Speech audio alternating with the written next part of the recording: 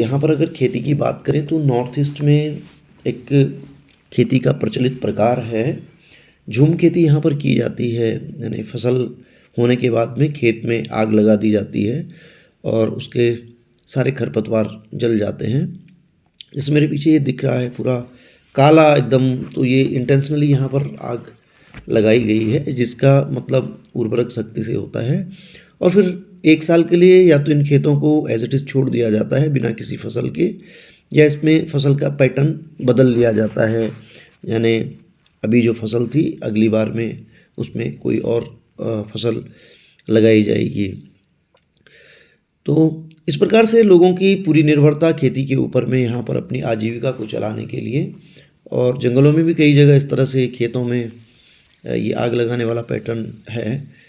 यहाँ पर बहुत खूबसूरत जगहें हैं, मतलब शांत वातावरण एकदम। आप मतलब जाएंगे देखेंगे तो आनंद आएगा। यह शानदार आपको हर घाटी और चोटी दिखेगी यहाँ पर।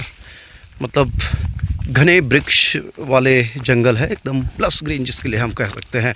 अब मैं मेरे उत्तराखंड और पहाड़ की बात करूँ तो वहाँ पर बहुत जगह चीड़ वगैरह के जंगल होते हैं, तो इतने बढ़िया नहीं उसको माना जाता है।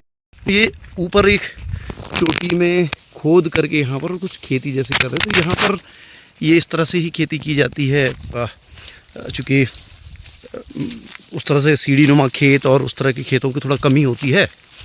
बाकी ये लोग हम जंगल की तरफ जा रहे हैं और इस तरह से भी चलना होगा। मणिपुर के हर गांव तक जाना है। ये देखो बीच में हेड वाले डॉक्टर गारा हैं और मेरे मित्र हैं।